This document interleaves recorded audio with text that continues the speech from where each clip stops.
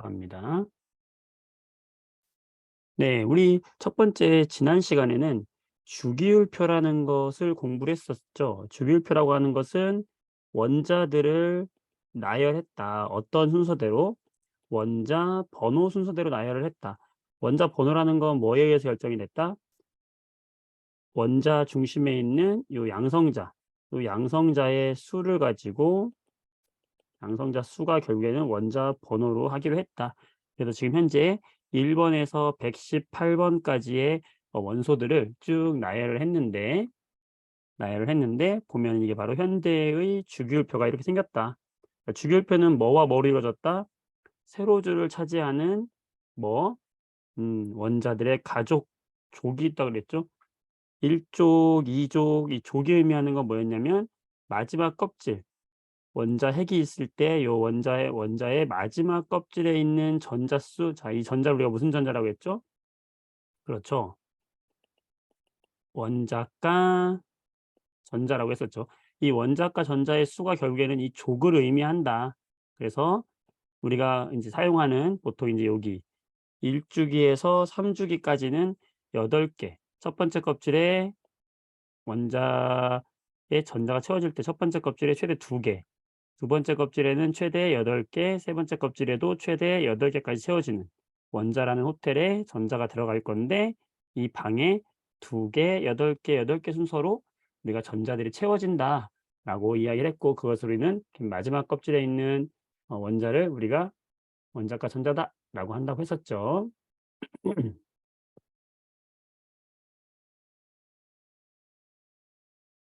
자, 그다음에 잠시만요. 네. 그다음에 우리가 주기라는 게 있었는데 주기라는 건 1주기부터 7주기까지 존재했었죠. 이 주기라는 건 뭐였죠? 바로 이 원자의 껍질을 의미한다. 껍질이 원자에 있는 전자 껍질을 의미하는데 3개냐, 4개냐 껍질을 의미한다라고 이야기했던 거. 그래서 족과 주기로 구별이 된다라는 이야기를 했었어요. 네, 그게 바로 현대의 주기율표다라는 이야기를 했던 거죠. 네. 그래서 이들이 전자 배치라는 게 있는데 이 전자 배치라는 것은 전자가 1개부터 2개, 3개, 4개 채워질 때 어떻게 채워지느냐. 네, 첫 번째 껍질에는 전자가 1개부터 채워지는데 최대 2개까지 채워진다. 예를 들어서 1번 수소 같은 경우에는 전자가 하나니까 첫 번째 껍질 하나 채워지는 것이고 헬륨이라고 하는 것은 전자가 2개니까 첫 번째 껍질에 2개가 채워진다라고 이야기했어요. 리튬 같은 경우에는 3번이니까 전자가 3개인데 첫 번째 껍질에 2개, 두 번째 껍질에 하나 채워진다. 이런 식으로 쭉 채워져서 두 번째 껍질에는 최대 몇 개까지 채워진다? 8개까지 채워진다. 첫 번째 껍질은 2개까지 채워진다. 자, 세 번째 껍질도 마찬가지로 최대 몇 개까지 채워진다. 원자과 전자가 8개까지 채워진다. 네, 그렇게 이야기를 했고 이때 특히 마지막 껍질, 특히 2주기와 3주기에서 8개를 채우려고 하는 이 원자의 본연의 성질, 이것을 우리가 무슨 규칙? 옥텟 규칙이다라고 이야기를 했었다는 거. 그렇죠? 맞습니다. 네. 그다음에 우리가 이제 주기적인 어떤 성질의 이야기할 때 유효핵전화라는 게 있었는데 유효핵전화라는 것은 전자가 느끼는 실제의 핵의 전하량이다라고 했어요. 그래서 이 원자 핵으로부터 전자가 잡아당김을 느끼는데 얼마나 세게 잡아당김을 느낄 것이냐 유효핵전하다라고 이야기를 했었고요. 자, 원자 반지름이라고 하는 건 결국에 원자의 크기를 말하는 건데 원자 반지름이라는 건 원자의 크기를 말하는 거죠. 그래서 원자 반지름의 특징은 주기율표를 봤을 때 같은 족에서 같은 족에서는 아래로 갈수록 반지름이 커진다라고 이야기했죠. 왜냐하면 전자 껍질이 증가하기 때문에 같은 주기에서는 같은 가로줄 주기에서는 점점 오른쪽으로 갈수록 크기가 작아진다 했어요. 왜냐하면 위에서 얘기했던 유효, 핵, 전하, 전자를 잡아당기는 이 힘이 세지기 때문에 크기가 줄어든다라고 했어요. 원자 반지름이었고 그다음에 이온 반지름 기억하세요? 자, 이온 반지름은 우리가 양이온의 반지름과 음이온의 반지름이 있었는데 양이온은 원래 원자보다 크기가 어떻게 된다? 작아진다. 왜냐하면 양이온이라는 것은 마지막 껍질에 있는 전자를 버리면서 껍질 하나가 줄어들기 때문에 양이온은 감소한다. 양이온이 될 때는 반지름이 감소한다. 음이온이 될 때는 오히려 반지름이 증가한다. 왜냐하면 음이온이 될 때는 전자가 하나 더 들어오면서 "야 좁으니까 좀 저리 좀 가봐." 이러면서 좁다고 얘를 밀어낸다고 그랬죠. 그래서 음이온이 될 때는 전자 간 반발로 인해서 반지름이 증가한다라는 이야기를 했던 겁니다. 네. 그다음에 우리 굉장히 중요한 증전자 이온에 대해서 이야기했었는데요. 대표적인 예가 바로 여기 있는 산소, 플루오린, 나트륨, 마그네슘인데 이들은 원자 핵에 있는 전하량이 +8, +9, +11, +12인 것이 바로 핵의 전하량인데 이들이 E- 이온이 되고 싶어 하죠. 뭐 때문에? 옥텟 규칙 때문에. 플로린은 1-가 되고 싶어 하죠. 옥텟 때문에. 나트륨도 1+ 되고 싶고 마그네슘 2+ 되고 싶죠. 이유는 뭐다? 옥텟 규칙. 마지막 껍질에 8개만 남기고 싶어서 그랬죠. 그럼 이들이 갖는 전자 수는 10개, 10개, 10개, 10개 등전자다 그랬죠. 그래서 등전자 이온은 전자 수는 같은데 핵의 전하량이 증가하니까 세게 잡아당기니까 크기가 점점 어떻게 되겠어요? 줄어들겠죠. 등전자 이온들은 크기가 점점 줄어든다. 여기 있는 황도 마찬가지. 황, 염소, 칼륨, 칼슘도 마찬가지로 등전자 이온이기 때문에 그렇게 되는 겁니다. 그런 얘기 했었고 그다음에 이제 이온화 에너지라는 걸 이용했어요. 이온화 에너지라는 건 뭐냐? 중성의 이런 원자에서 누구를 떼낸다?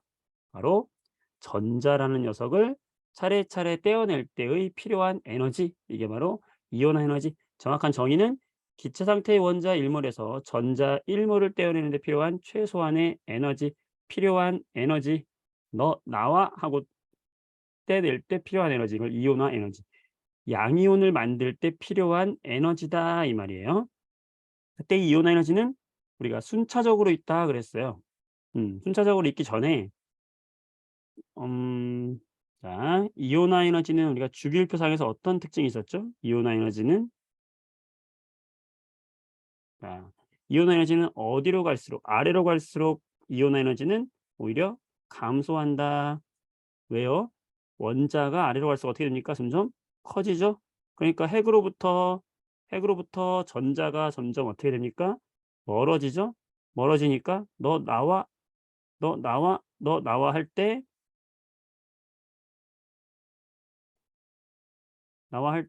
점점 떼기가 쉬운 거지. 그치? 그래서 아래로 갈수록 이온 에너지는 작아지고 오히려 반대로 오른쪽으로 갈수록 어떻게 된다? 반지름이 작아지잖아요, 오른쪽으로 갈수록. 그러니까 얘를 떼어내기가 힘들다. 그래서 오른쪽으로 갈수록 이온 에너지는 어떻게 된다? 증가한다 그랬어요. 이런 특징이 있었다.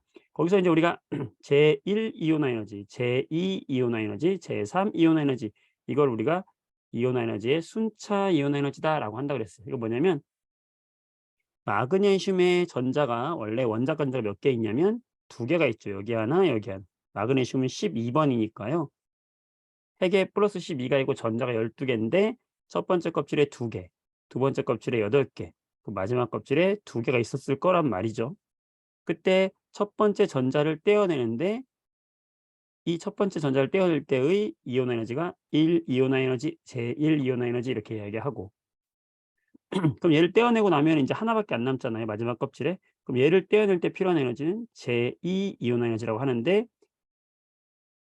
제1 이온화 에너지보다 제2 이온화 에너지는 무조건 커집니다. 그쵸? 왜 커진다? 전자가 하나 떨어져 나가니까 핵이 더 얘를 세게 붙잡고 있으려고 "다시는 너를 잃어버리지 않을 테야." 하면서 꽉 잡고 있으니까 더 못 나가게 하니까 떼어내려면 더 많은 힘이 필요하기 때문이죠. 그런데 마그네슘 같은 경우에는 원자과 전자가 2개다 보니까 2개를 다 떼어내고 나면은 어떻게 됩니까? 요 마지막 껍질이 어떻게 돼요? 세 번째 껍질이 사라진단 말이에요. 사라지면서 갑자기 이 세 번째 전자를 떼려고 하니 갑자기 굉장히 많은 힘이 필요한 거죠. 지금 7천이 필요했잖아요. 이건 뭐냐? 아 두 번째 이온화 에너지까지 커지는 건 내가 인정하겠다 이거야. 그런데 세 번째 이온화 에너지 뗄 때는 너는 그냥 못 보낸다 이거지. 그러니까 굉장히 큰 힘이 필요하다라는 얘기가 되는 거예요. 그래서 우리가 이 순차 이온 에너지를 보면 예를 들어서 마그네슘이다. 마그네슘일 때 1 차 이온화 에너지하고 2 차 이온 에너지 사이에서 3 차 이온 에너지가 갑자기 급증했다. 그러면 얘는 원자과 전자가 두 개인 녀석이다. 다시 말하면 주기율표상에서 2족에 위치하는 원자다라는 것까지 알아낼 수 있는 정보가 된다라는 얘기를 지난 시간에 얘기한 겁니다. 그래서 여러분들이 문제를 풀어봤을 때 대부분 잘 풀었더라고요. 문제 보낸 거 보니까요. 여기서 우리가 11번 문제 한번 보도록 할게요. 순차 이온 에너지 여러분들이 한 번 더 보도록 할게요. 순차 이온 에너지를 나타낸 것이다라고 했습니다. 지금. 네. 순차 이온 에너지를 나타낸 것이다. 그랬을 때 A라는 원소를 봤더니 이게 제1 이온화 에너지, 제2, 제3, 제4 이온화 에너지라는 거예요. 그리고 얘는 3주기 원소라는 거예요. 3주기.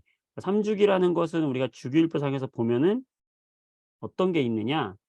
자, 여러분들이 지금은 주기율표를 다 못 외울 수도 있어요. 그렇지만 이제 하나씩 계속 하다 보면 외워집니다. 1주기에는 두 개밖에 없습니다. 수소와 헬륨. 2주기에는 리튬, 베릴륨, 오늘 하는 것과 연관이 있으니까 되도록 외울 수 있으면 최대한 외워보세요. 중소, 탄소, 질소, 산소, 플로린, 네온. 아우 너무 많이 갔다 그치? 헬륨 여기다 그려야지.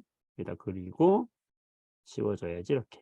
지워주고 자 이렇게 하면은 지금 얘네들이 1족, 2족. 자 여러분 우리가 공부하는 거에서는 3족부터 12족까지는 하지 않아요. 그래서 13족 바로 넘어갑니다. 14족. 이거 없는 게 아니에요. 있어요. 근데 그냥 우리는 이렇게만 한다. 16족, 17족, 18족 요것만 알고 있으면 돼요. 우리가 알고 있을 필요한 원소들은요. 자, 그다음 3족. 지금 이야기할 3족에 들어가는 게 뭘까요? 나트륨, 마그네슘, 알루미늄, 실리콘, 규소, 인, 황, 염소, 아르곤입니다. 이 위치를 봤을 때 3주기니까 지금 어디 있는 거냐면 바로 여기 나트륨, 마그네슘, 알루미늄 이런 것들이죠. 자, 그럼 이들이 갖고 있는 원자과 전자를 보게 되면 나트륨은 첫 번째 껍질, 두 번째 껍질, 세 번째 껍질 3주기니까 그죠? 여기에 원자과 전자 몇 개 있어요? 하나 있죠. 마그네슘은 첫 번째, 두 번째, 세 번째 껍질에 원자과 전자 몇 개? 두 개 있죠. 알루미늄은요. 하나, 둘, 세 번째 껍질에 전자가 세 개가 있겠지 이렇게. 이런 식으로 있는 거 아니겠습니까? 네. 자, 그때 A라는 원소를 보면은 1 차가 738, 2 차가 1451, 3 차가 7733, 4 차가 10,000이에요. 자, 그러면 여러분들 몇 배 뛰었느냐? 배수로 보는 거예요. 더하기가 아니라 배수, 차이가 아니라 배수로 보세요. 그랬을 때 A는 1 차에서 2 차로 뛸 때 지금 몇 배 뛰었어요? 약 2배 뛰었죠. 2 차에서 3 차 뛸 때 약 4배 정도 뛰었죠. 3 차에서 4차 뛸 때는 2배도 안 되잖아. 그죠? 그러니까 얘는 어디서 급증한 거냐면 여기서 급증한 거라는 거죠. 2 차에서 3차 뛸 때. 그 얘기는 뭐냐? A라는 원소는 원자과 전자가 몇 개라는 거냐면 얘는 원자과 전자가 2 개라는 거예요. 그러니까 1 차를 뗄 때 700이 들었어. 2 차 뗄 때 좀 더 힘들어. 그런데 3 차 뗄 때는 껍질이 하나 사라지면서 너무 힘들어. 그러니까는 세 번째 때 팍 뛴 거란 말이죠. 이해되시죠? 네. B 같은 경우는 500, 1800, 2700 그다음에 10,000이에요. 자, 여기서 거의 뭐 3배. 여기서 뭐 2배 안 되죠? 자, 여기서 거의 4배 되잖아. 4배. 그죠? 바로 여기엔 여기서 가장 많이 점프했다는 거지. 따라서 B는 원자과 전자가 몇 개다? 3개인 놈이다라는 걸 알 수 있어요. 따라서 A는 2개인 놈이니까 마그네슘이고 A는 마그네슘이고 B는 3개인 녀석이니까 알루미늄이고 자 C는요. 얘는 여기서 갑자기 확 뛰었죠. 거의 10배 뛰었잖아. 그쵸? 그러니까 C는 원자과 전자가 1개인 거죠. 따라서 C는 나트륨인 걸 알 수 있어요. 그래서 나트륨은 원자 번호 11번, 마그네슘 12번, 13번 이렇게 찾는 거죠. 그래서 원자 번호 순으로 나열해라 그러면 C부터 먼저 하고 그다음에 A, B 이렇게 찾는 거죠. 네, 여러분들 잘 하실 수 있을 거라고 생각합니다.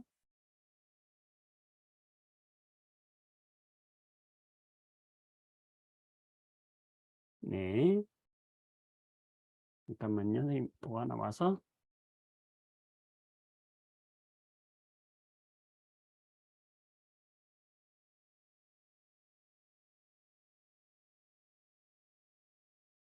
좋습니다. 자, 이런 식으로 해서 정리가 됩니다. 여러분들 한번 해 보시고요. 자, 오늘 수업 본격적으로 나가 보도록 하겠습니다. 자, 오늘은 여러분 문제집 페이지 화학결합 8페이지 되겠습니다. 자, 화학결합이라고 하는 것은요. 이제 우리가 원소들의 성질 중에서 가장 중요한 규칙이 바로 뭐냐면 옥텟 규칙이에요. 옥텟 규칙. 정말 중요합니다. 옥텟 규칙을 다른 말로 뭐라고 하냐면 팔전자 규칙이라고 이야기를 해요. 자, 옥텟이라는 게 팔을 뜻한다고 했죠, 선생님이? 팔을 뜻한다. 원자과 전자, 보통 특히 이제 2, 3주기에서는 핵이 있으면 이 핵 주변에 전자가 있는 껍질이 있다고 그랬잖아요. 그 껍질에 특히 두 번째 껍질부터는 8개의 전자를 6, 7, 8, 이 8개의 전자가 되고 싶어 한다. 다 이렇게 되고 싶어 해. 왜? 에너지적으로 가장 안정한 상태. 이 상태를 좋아한다. 모든 원자는 다 이렇게 있고 싶어 하는 거예요. 그래서 그렇게 있고 싶어 하는 애들이 누구냐면 바로 이 18쪽에 있는 원소들이라고 그랬죠.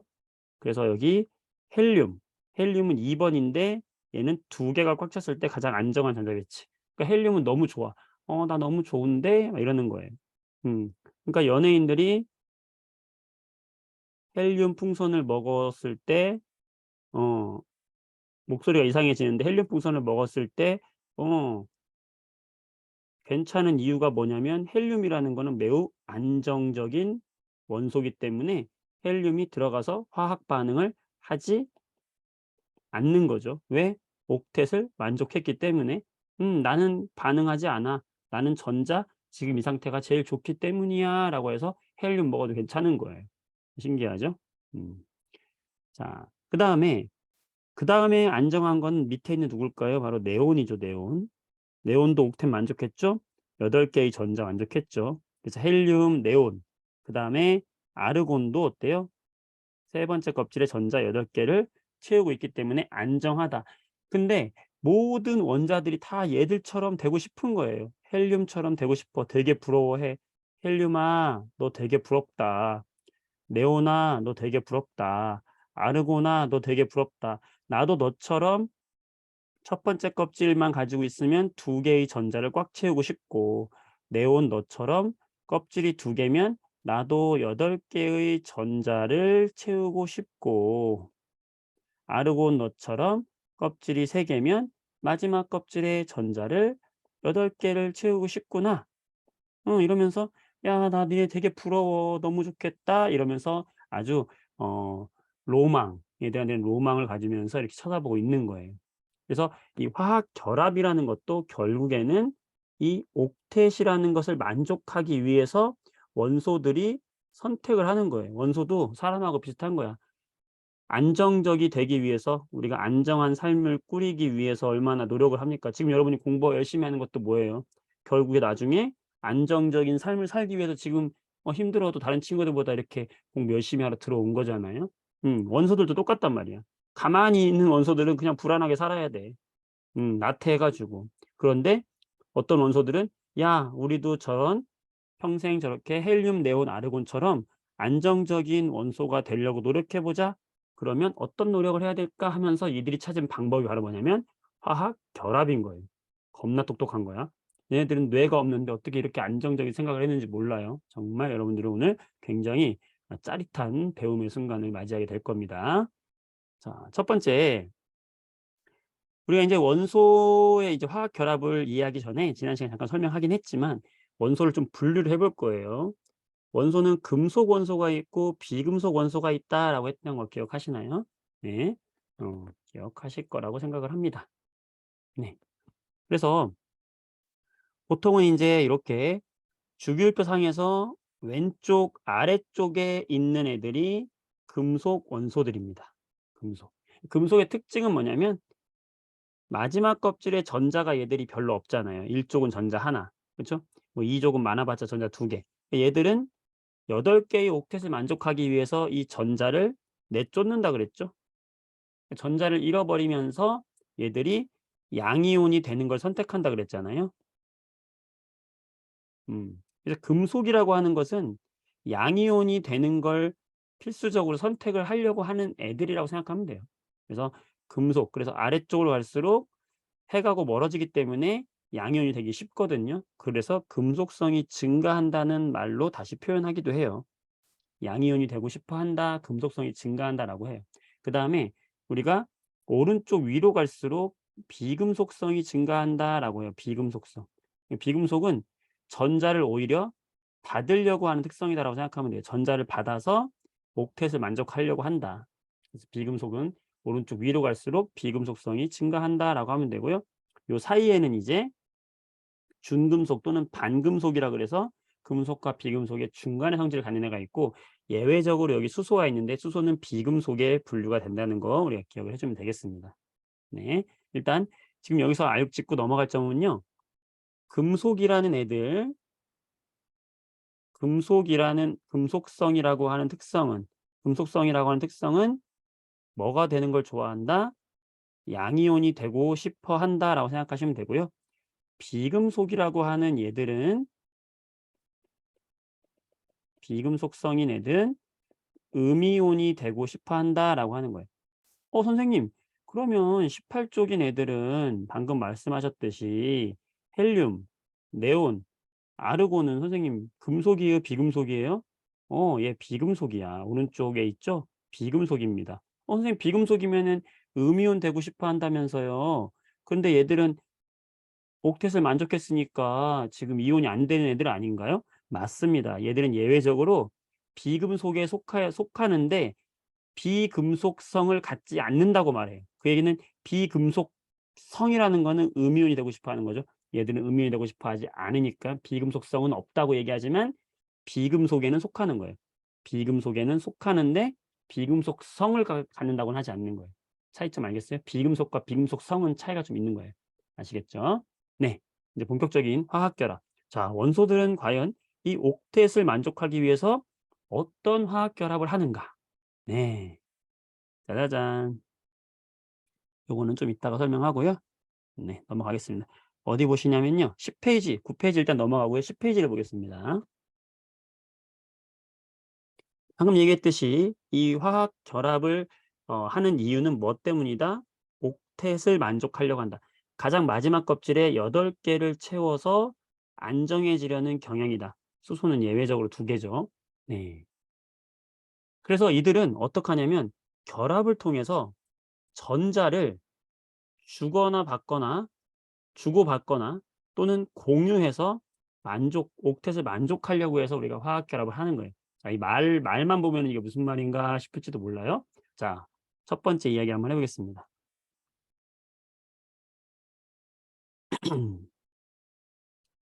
마그네슘 원자를 한번 생각해 볼게요. 자, 마그네슘은 몇 번 우리가 하도 자주 나오니까 이제 기억해 주면 좋아요. 12번. 마그네슘의 원자가 전자 몇 개? 12개, 두 개죠, 2개. 12개의 전자 중에서 2개, 8개는 첫 번째, 두 번째 껍질에 들어가 있으니까 원자가 전자 몇 개예요? 2개죠.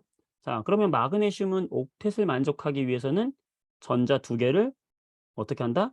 잃어버린다. 그런다고 했죠? 그럼 마그네슘이 뭘 선택한다? 2 플러스가 되는 거를 선택한다. 그걸 뭐라고 해요? 마그네슘 이온이라고 하죠. 자, 마그네슘 이온이 되면 마그네슘은 누구와 전자 배치가 같아지는 겁니까? 자, 우리 주기율표가 딱 떠오르면 좋은데, 주기율표 여러분 아직 헷갈릴 수 있으니까 옆에다 그려줄게요. 자, 다 그리진 않을게요. 여기에 1족과 2족이 있는데 1주기, 2주기, 3주기. 요 3주기에 나트륨, 마그네슘 이렇게 있는 거고요. 자, 여기 17쪽과 18쪽이 있는데 2주기에 18쪽에 여기 누가 있는 거예요? 네온이 있고, 네온 위에 헬륨이 있고, 네온 밑에 아르곤이 있어요. 자, 이렇게 했을 때 마그네슘은 지금 위치가 여기 있잖아요. 원자과 전자가 2개죠. 그럼 이 전자 2개를 잃어버리면 얘가 마그네슘 2 플러스가 되는데 이 2 플러스의 전자 배치는 어떻게 되는 겁니까? 첫 번째 껍질과 두 번째 껍질에 전자가 2개와 8개가 있는 거잖아요. 하나, 둘, 셋, 넷, 다섯, 여섯, 일곱, 8개 있는 거죠. 네온의 전자 배치는 어떻게 됩니까? 네온의 전자 배치 역시 어떻게 되죠? 이게 10번이잖아요. 그럼 전자가 첫 번째 껍질에 2개, 두 번째 껍질에 셋, 넷, 다섯, 여섯, 일곱, 여덟 이렇게 될 거 아니에요. 그럼 어때요? 요 마그네슘 2 플러스가 네온의 전자 배치와 같죠? 전자 배치만 따지고 보면요. 그래서 이걸 뭐라고 하냐? 마그네슘 2 플러스가 되면은 마그네슘 2 플러스가 되면은 네온의 전자 배치와 같다라고 하는 것이죠. 그래서 네온의 전자 배치와 같다라고 얘기하는 거예요. 그 얘기가 지금 어디 있는 거냐면 여기 있는 거예요. 네온과 같은 전자 배치를 이룬다 이 말. 별표 좀 쳐 놓을까요? 마그네슘이 마그네슘 2 플러스가 되면은 뭐 어떻게 된다고요? 네온과 같은 전자 배치를 이룬다.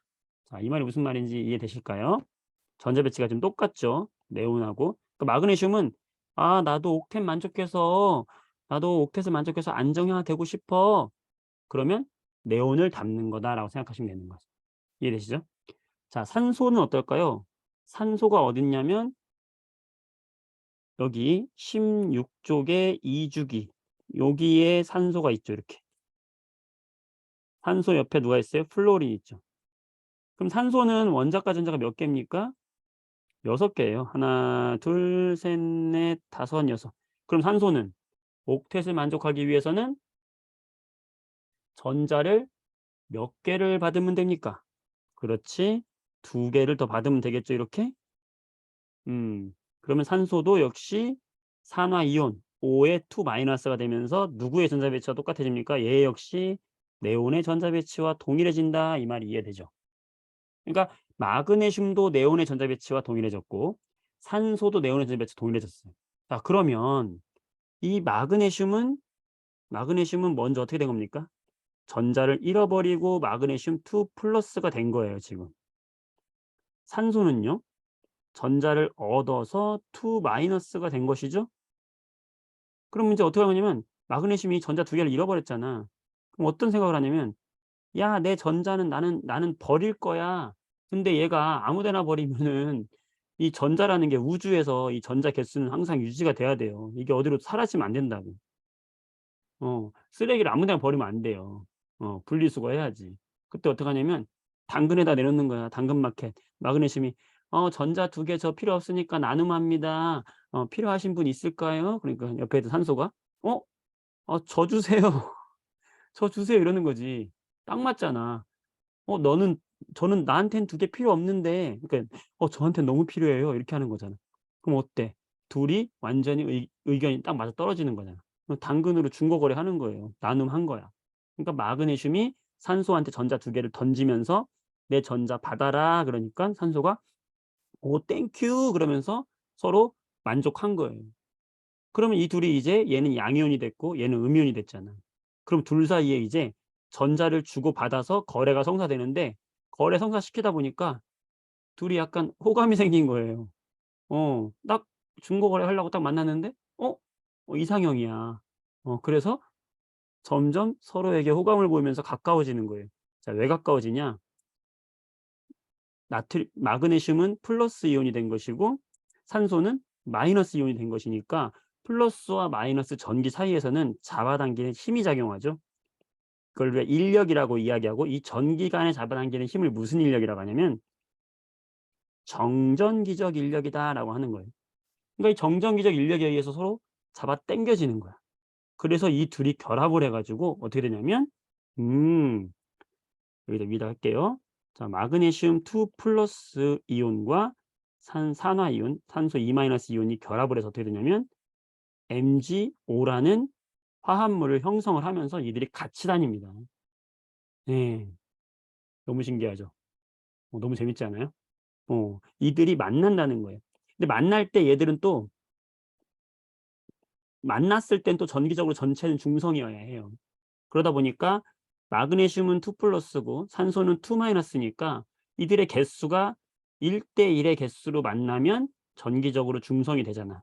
2 플러스 2 마이너스니까. 그래서 Mg 하나와 O 하나가 1대1의 비율로 만나기 때문에 MgO 이렇게 같이 다닌다고요. 자, 이게 무슨 결합이에요? 양이온과 음이온이 된 다음에 이들 사이에 인력이 작용해서 서로 붙어서 결합했다. 네, 이런 결합을 우린 뭐라고 하냐면 이온 결합이다라고 하는 거예요. 네, 너무 재밌죠? 자, 결합을 형성합니다. 이온 결합, 원소가 아까 얘기했던 마그네슘과 산소 원소였어요. 이 원소가 이온을 만들어요. 2 플러스 2 마이너스. 제 전자 가져갈 사람 저요 하면서 이온을 형성했어요. 그 다음에 뭐가 작용해? 정전기적 인력이 작용하죠. 그러면서 뭐가 형성이 돼? 결합을 한다는 거예요. 염화나트륨도 볼게요. 염화나트륨 우리가 잘 아는 소금이에요. 소금. NaCl. 이 염화나트륨도 똑같아요. 나트륨이 전자 하나를 잃어버려요. 왜요? 원자가 전자 몇 개예요, 나트륨? 1개죠. 여기 나트륨 여기 있잖아요. 여기 그렇죠? 나트륨 원자가 전자 하나예요. 그러니까 얘는 전자 하나를 가질 사람 하니까 옆에서 염소가 Cl이거든. Cl. Cl은 원자가 전자 7개예요. 저요 하면서 둘이 전자를 나눔하는 거지.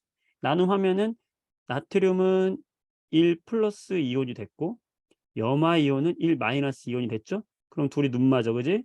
중고거래 하다 눈 맞았어? 어? 서로 좀 가까이 와 보세요. 차 한잔 하실래요? 하면서 딱 하니까 양이온과 음이온 사이의 정전기적 인력에 의해서 결합해서 같이 다닌다. 왜요? 옥텟을 만족하려고. 이온으로 다닐 수도 있는데 물속이라면 그냥 이온으로 다녀요. 그런데 만약에 이들이 물 밖에서 만나면 이렇게 염화 나트륨이라는 양이온과 음이온을 형성하는 거죠. 얘들도 역시 몇 대 몇으로 만나면 되겠어? 1대1로 만나면 되죠. 전기적으로 중성이 일려고 하니까. 그래서 정전기적 인력에 의해서 결합을 형성한다. 이 말이 그 말입니다. 자, 이런 결합을 우리 무슨 결합이라고 한다? 이온 결합이라고 한다. 자, 여기서요. 우리가 양이온이 되고 싶어 한다. 양이온. 자, 음이온이 되고 싶어 한다. 음이온. 양이온과 음이온의 결합이죠. 자, 좀 아까 선생님이 주기율표상에서 양이온이 되고 싶어 하는 애들은 금속이라고 그랬어? 비금속이라고 그랬어요? 그렇지. 금속이라고 그랬죠. 자, 음이온이 되고 싶어 하는 애들은 누구라고 그랬죠? 그렇죠. 비금속이라고 그랬죠. 그래서 우리가 이온 결합은 금속과 비금속 사이의 결합이에요. 자, 그게 어디 써 있어요? 여기 써 있죠. 이온 결합 별표 좀 쳐보세요. 자, 이온 결합은 금속과 비금속의 결합이다. 네. 다 외워지는 거예요. 근데 우리가 이걸 다 암기할 필요가 없어요. 뭐 책이나 이런 데 다 암기하라고 되어 있는데 다 이해가 되는 건데 뭘 암기해. 그죠? 이해를 한 다음에 암기하는 거예요. 자, 이해되셨어요? 네. 좋습니다. 넘어갈게요. 자, 그다음에 이제 이 그래프를 우리가 해석을 해볼 건데요. 지금 이 이온 결합이 형성이 되는 과정을 에너지 그래프로서 한 번 더 생각을 해볼 거예요. 뭐냐면 방금 했던 여기 나트륨이랑 염소랑 둘이 결합하는 이온 결합하는 걸 한번 상상을 한번 해 보자고요. 자, 어떻게 된다고 그랬죠? 나트륨이 먼저 형성이 됐고 염화 이온이 형성이 됐어요. 나트륨이 전자를 던져서 염화 이온을 받았잖아. 둘이 눈 맞았어요. 그럼 뭐가 된다고? NaCl을 형성한다 그랬죠, 이렇게. 이온 결합을 형성하는데 이들 사이에 이제 정적이적 인력이 작용하면서 가까워진단 말이에요. 가까워지다가 얘들이 점점 가까워지다가 적절한 거리에서 그 거리를 우리가 결합이 이루어진 거리라고 하면서 R0라고 한번 해 봅시다. 예, 적절한 이런 결합이 이루어진 거리에서 이온 결합이 형성이 되었다라고 볼게요. 여기서 이온 결합이 형성이 된 거예요. 여기서 결합이 형성이 되었다. 라고 봤을 때 이거를 결합 거리 그래프로 보면요. 이 가로축, 요 가로축이 지금 이온 사이의 거리를 말하고 있는 거예요. 파란색 가로가요. 자, 그러면 여기 A 그림이 어디냐면 여기에요, 여기. 여기. 어. 여기서 지금 얘들이 중고거래 하려고 만난 거예요. 나트륨하고 Cl하고 만난 거예요. 그랬더니 거리가 멀어. 그러니까 잘 안 보여요. 좀 가까이 와 보세요 하는 거지. 어. 인제 서로 플러스하고 마이너스가 인력이 더 작용하니깐 가까이 가려고 할 거 아니에요. 점점 가까워진단 말이에요. 그러면 이온 사이 거리가 가까워지는 게 왼쪽으로 가는 거죠.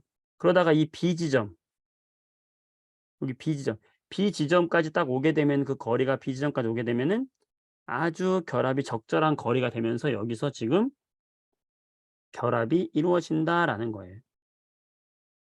멀었는데 뭐에 의해서 정전기적 인력이 점점 크게 인력이 더 우세한 지점이기 때문에 인력에 의해서 잡아당겨지면서 거리가 가까워진다라는 거죠.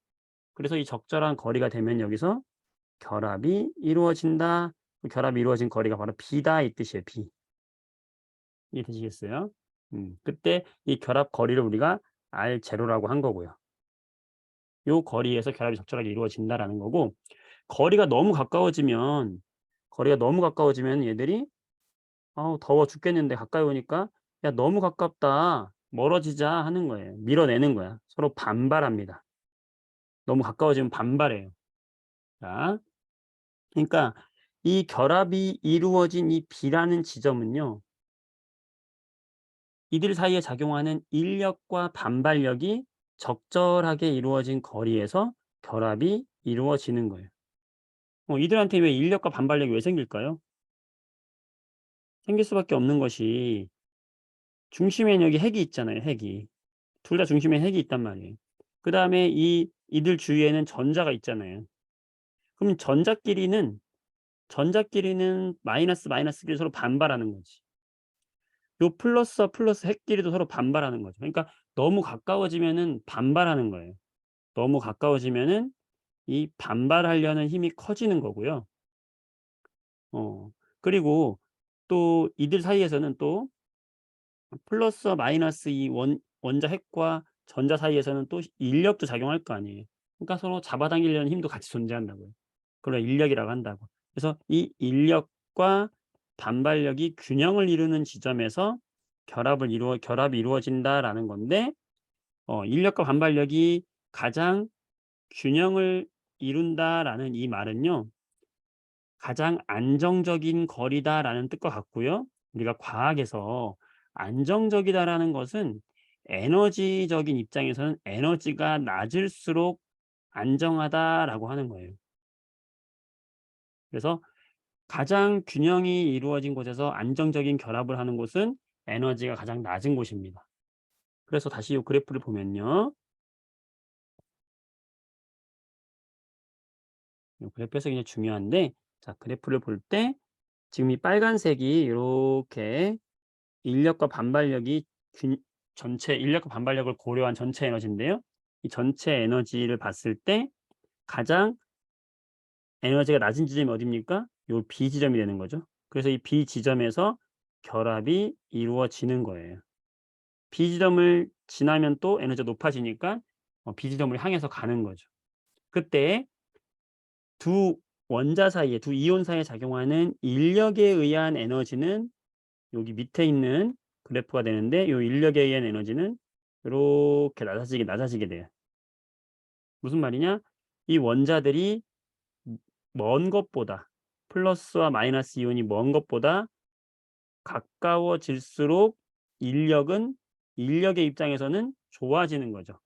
인력의 입장에서는 좋아지니까 에너지는 낮아지는 요 파란색 그래프가 되는 것이고 가까워질수록 반발력의 입장에서는 불편해지는 거잖아. 가까워질수록 불편해지니까 반발력은 에너지가 높아지는 이렇게 되는 거예요. 그때 인력과 반발력을 합친 그래프가 요 가운데 있는 빨간색 그래프가 된다는 것이고요. 그때 결합이 이루어지는 지점이 여기다라는 것이고 이 중간 지점이고요. 자, 다시 지울게요. 그렇다면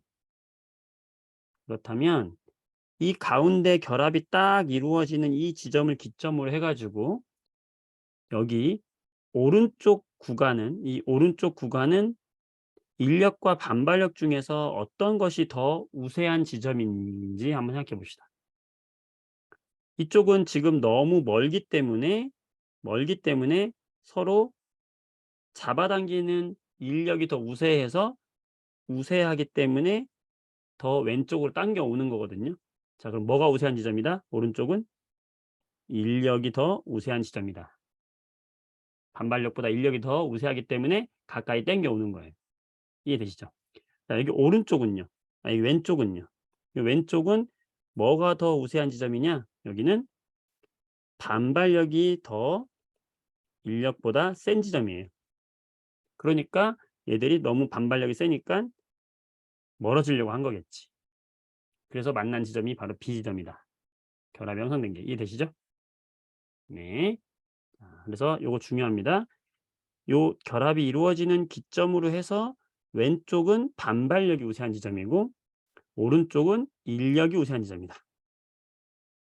네. 어떻게 해보냐면 자, 원자도 가만히 보니까 어때요? 사람이 사는 거랑 비슷하잖아. 중고거래 하잖아. 당근마켓 중고거래 해가지고 야 우리 사귀자 이렇게 한 거 아니에요 지금? 그러니까 어때요? 원자도 사람의 반만 닮았죠? 그래서 그걸 뭐라고 그래요 우리가? 반인, 반인. 사람을 반 닮았고 동물을 반 닮은 거 반인 반수라고 하잖아. 들어봤어요? 어, 어거진데. 자, 반인. 아, 원자도 반인이다. 원자도 반은 인간이다 하듯이 반인, 반인 이렇게 기억해 보세요. 원자는 반인, 반발력 먼저, 인력 그 다음에. 자, 우세한 지점입니다. 네, 어거지로 암기하는 거 못 외우시는 분들 위해서 준비해 봤어요. 한번 해보시고. 네, 좋습니다. 잠깐만요. 다음 했습니다. 보도록 할게요. 그렇게 해서 이온 결합이 이루어진다. 그럼 이렇게 만들어진 이온 결합 물질은 어떤 성질이 있느냐? 첫 번째, 이 이온 결합 물질은요. 수많은 양이온과 음이온이 이런 3차원적인 구조를 하고 있는 구조입니다. 네, 이들은 우리가 H2O 하면은 이렇게 수소하고 산소가 딱 두 개 하나 결합된 게 이게 물 분자잖아요. 이런 걸 분자라고 하는데 이런 염화 나트륨은 염화하고 나트륨하고 딱 하나씩만 붙어 있는 게 아니라 이렇게 무수히 많은 것들이 연결된 3차원적 구조다라는 게 바로 이온 결합 물질의 특성이고요. 두 번째, 쪼개짐과 부스러짐인데요. 얘는 외부에서 힘을 가하잖아요. 자, 이온 결합 물질이 조금 어, 안타까운 애들인데 왜냐하면 플러스 마이너스가 이렇게 강하게 결합되어 있을 때는 야 우리 다신 떨어지지 말자. 우리 양이온 음이온 서로 정전기적 인력에 의해서 붙어 있자 하는데 외부에서 이렇게 힘을 팡 가해 주잖아요. 그러면 한 칸씩 이렇게 밀리면서 어제의 친구가 오늘의 적이 되는 거예요. 플러스 플러스 마이너스 마이너스 아직 만나잖아요. 여기서 그렇죠? 그러니까 어떻게 돼? 반발하면서 쉽게 쪼개지거나 부스러지는 거예요. 이렇게 빠이빠이 하는 거예요. 그래서 소금 같은 거 손으로 딱 하면은 잘 부서지는 이유가 그것 때문이에요. 네, 그렇게 생각을 해주시면 되겠고. 세 번째 성질. 이온 결합 물질은 물에 굉장히 잘 녹아요. 자, 왜 잘 녹느냐? 이 이온 결합 물질의 플러스 이온과 마이너스 이온을 물 분자가 쫙 이렇게 감싸주기 때문에 그래요. 네, 일단은 그렇게 기억하시면 되겠습니다. 잘 녹는다라고 생각하시면 되고. 자, 마지막으로 이 전기 전도성 별표 좀 3개 쳐놓으세요. 자, 이온 결합 물질은 전기가 잘 통할 것인가? 자, 얘는 고체 상태는 전기가 통하지 않습니다.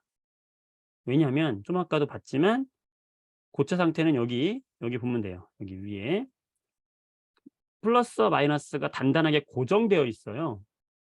고정되어 있기 때문에 얘들은 전기가 안 통합니다. 움직일 수가 없어요. 우리가 전기가 통하려면요. 이 플러스하고 마이너스 이온이 자유롭게 움직일 수 있는 상태가 돼야 되는데 고체는 그러지 못하기 때문에 전기 안 통해요. 그런데 액체하고 물에 녹인 수용액, 자 이렇게 수용액이나 아니면 그냥 녹인 액체가 되면은 얘들이 자유롭게 움직일 수 있기 때문에 그때는 전기가 통하는 전기 전도성이 있다. 이온이 움직일 수 있기 때문에 그렇다라는 거예요. 자, 그래서 고체는 전기 전도성이 없고 액체와 수용액은 있다는 거예요. 자, 문제를 하나 살펴보면 이런 거예요. 몇 쪽을 보냐면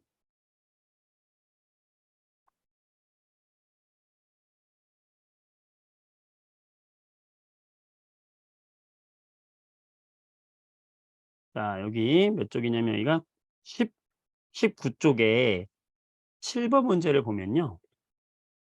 19쪽에 7번 문제 보면은 이런 표가 잘 나오거든요.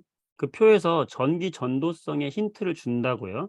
그랬을 때 A라는 물질을 봤더니 고체일 때는 전기 전도성이 없는데 액체일 땐 있더라. 그러면 A는 결합 물질 중에서 이온 결합을 하고 있는 물질이다라는 것을 이렇게 찾아내는 거예요.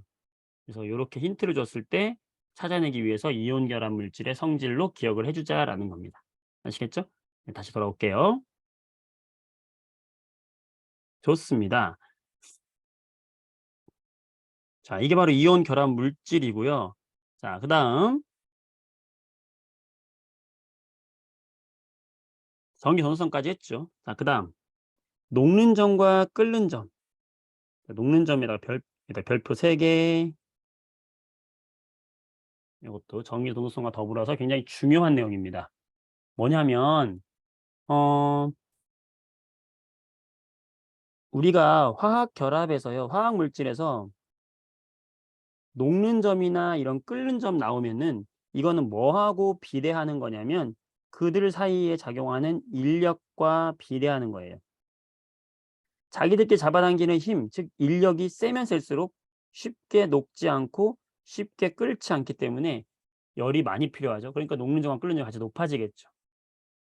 그러니까 이온 결합 물질들의 녹는 점과 끓는 점을 비교하라 이 얘기는 결국에 그들 사이에 작용하는 양이온과 음이온 사이에 작용하는 인력, 그 인력을 비교하라는 말과 똑같다는 거예요. 그렇다면 어떨 때 인력이 세지느냐? 전하량이 클수록 세고요. 첫 번째. 왜냐하면 1 플러스 Na 플러스와 Cl 마이너스 1 플러스와 1 마이너스 사이에 작용하는 인력과 Mg2 플러스와 산소 2 마이너스 2 플러스와 2 마이너스 사이에 작용하는 인력은 2 플러스와 2 마이너스가 더 정적이적 인력이 셀 거 아니에요. 따라서 전하량이 클수록 인력이 세다는 거예요. 그다음 두 번째, 이온 사이의 거리는 짧을수록 가까울수록 결합이 단단하다는 거예요.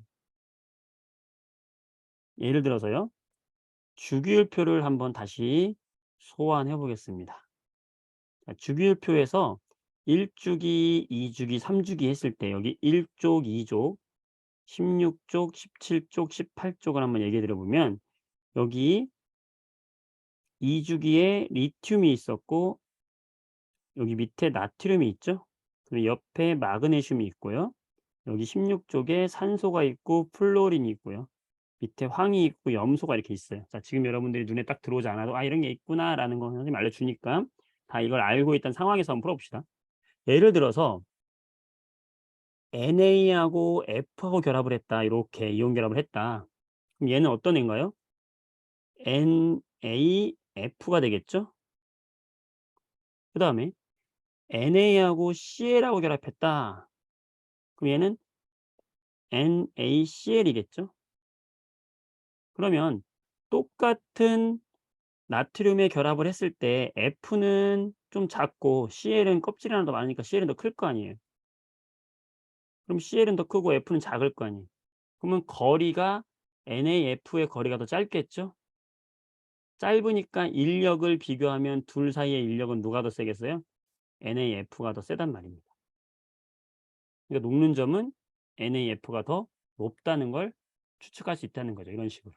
거리가 가까울수록. 이해되실까요? 자, 그다음에 만약에 MgO가 있다 그러면 이 둘이 결합하면 뭐가 될까요? MgO가 되겠죠?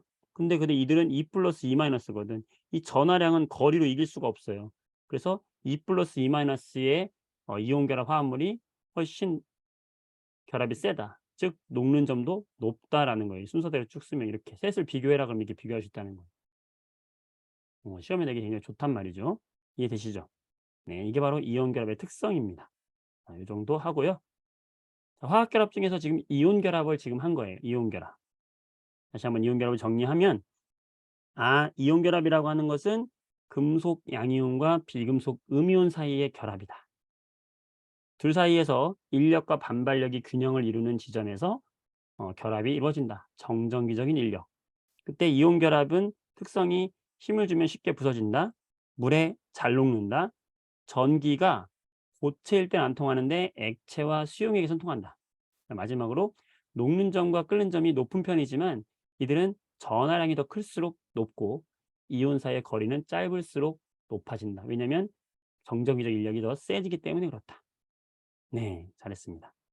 결국에 이온 결합도 옥텟을 만족하기 위해서 한 것이었죠. 자, 두 번째 화학 결합, 바로 공유 결합입니다. 자, 힘드시죠? 네, 선생님도 물 한 모금 먹고 할게요. 여러분도 지금 물 한 잔 먹고 하세요. 30초만 쉬었다 할게요. 30초. 많이는 못 쉬고. 어, 자, 30초 후에 공유 결합 들어가도록 할게요.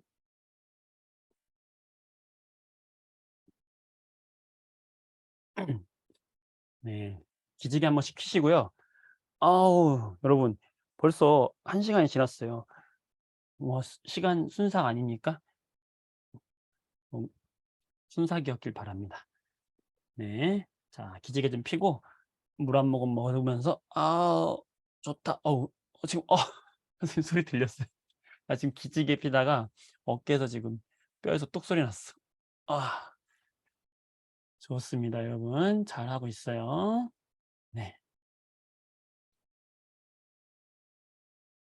자, 화학결합 이어서 가겠습니다. 자, 공유결합입니다. 자, 공유결합이라는 건 뭐냐면 아까 이온결합은 뭐였어요? 나트륨 원소가 나트륨 원자가 있었고 염소 원자가 있었는데 나트륨이 나 전자 필요 없어. 나눕니다. 가져가실 분 하니까 염소가 줘 주세요 해서 받은 거잖아. 그래서 나트륨이 일방적으로 염소한테 전자를 줘서 나트륨은 플러스, 염소는 마이너스가 된 상태로 정전기적인 인력에 이끌려서 결합이 딱 이루어진 것이 바로 무슨 결합? 이온 결합. 그래서 금속과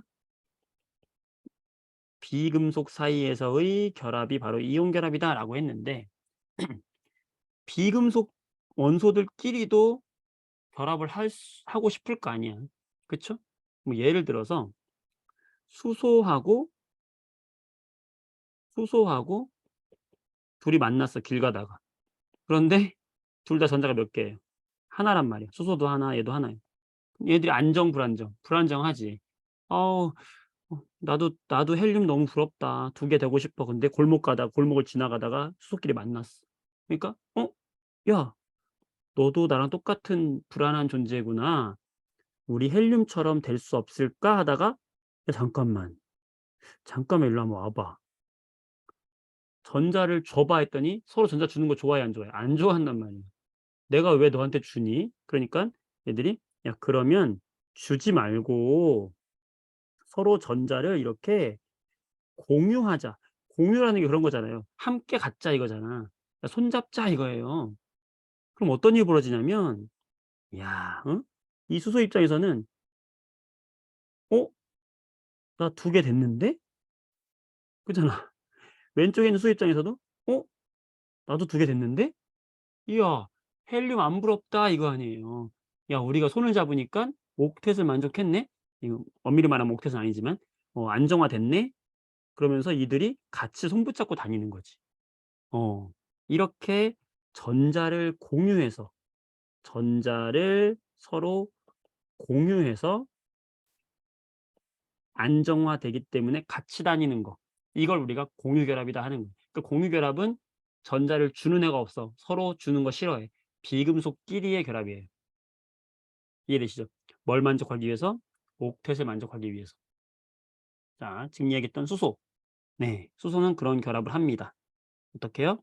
이렇게 전자를 하나씩 내가 갖고 있는 전자 하나씩 공유하죠. 이때 서로 공유한 이런 전자쌍을 뭐라고 하냐면 말 그대로 공유 전자쌍이라고 하는 거예요.